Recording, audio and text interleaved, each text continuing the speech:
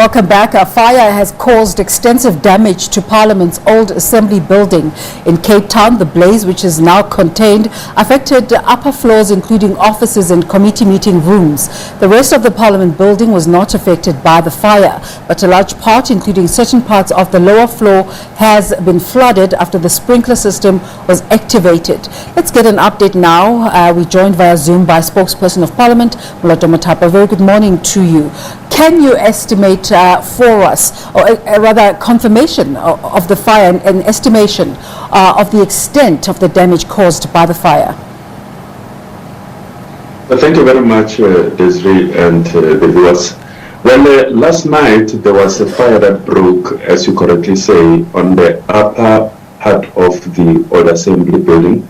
That is the floors that are closer to the roof. It seems like the fire has been caused from the roof. The cause of the fire, of course, we do not know at the moment. The investigation are continuing, but its impact is that it has affected certain parts of the upper floor building, the upper floor that, as you correctly indicated, includes the committee rooms, several committee rooms, as well as some offices. And of course, when there is fire in a building, the sprinkler system gets activated. So it has resulted in flooding, not only in the upper floor of the old assembly building, but also the ground floor and affecting several offices. So that is the current state of affairs that we find ourselves in at the moment. But I must emphasize that quite a significant part, the rest of the part of Parliament, other than the areas that I have indicated, have not been affected by either flooding or the fire. As you are breaking down the extent of the fire for us, is it going to require some repairs?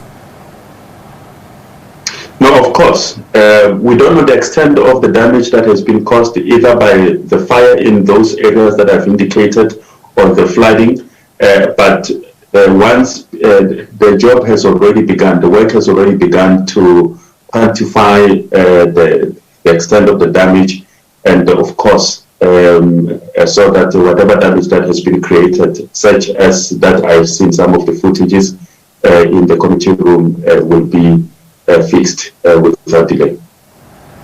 I suppose this brings in a conversation about the age of the Parliament building. I don't know if the information I have is right, is that it was originally completed in 1884 and additions constructed in the 1920s and 80s. So a conversation about repairs to the Parliament building obviously takes on a completely different meaning. Well, I think because it is not secret that this kind of buildings like the one of Parliament are heritage buildings. They've been created centuries ago. But what we need to also bear in mind is that despite the fact that they are old, but they do have, they undergo regular maintenance. So all the aspects of the building, for instance, the electrification, the water system, and all other systems of building undergo regular routine maintenance by the Department of Public Works and Infrastructure. So, of course, there's always challenges with the old buildings, but we need to emphasize that they do undergo that maintenance.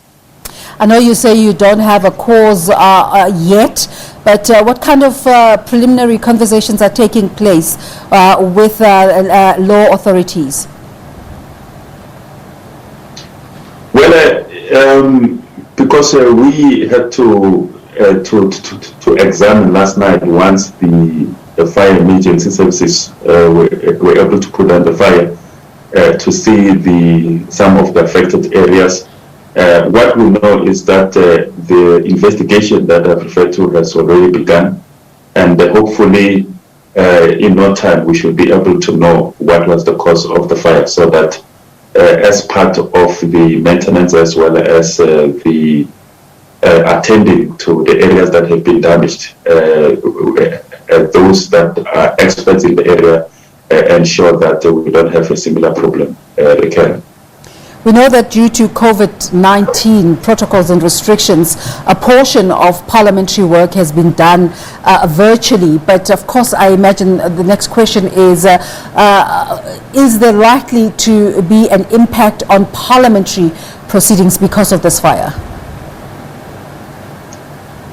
Yeah, while the investigation are still proceeding, but in terms of our assessment, there shouldn't be any impact to the business of Parliament taking place this afternoon.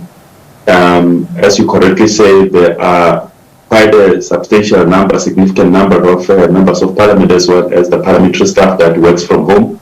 So I can imagine that the offices that are affected have not been occupied for a while now due to some of the MPs and staff working from home. But because I've said at the beginning that the rest of the Parliament building has not been affected, so that should enable the business of Parliament to proceed today. For instance, the entirety of the new Assembly wing, which houses also the National Assembly chamber, has not been affected at all. The National Council of Provinces chamber has not been affected, but in any case, the NCOP has been conducting its business virtually completely. So we expect that the business of Parliament should proceed today. Thank you very much for your time today. Thank you very much. Moloto Mothapo is the spokesperson for the two houses of Parliament.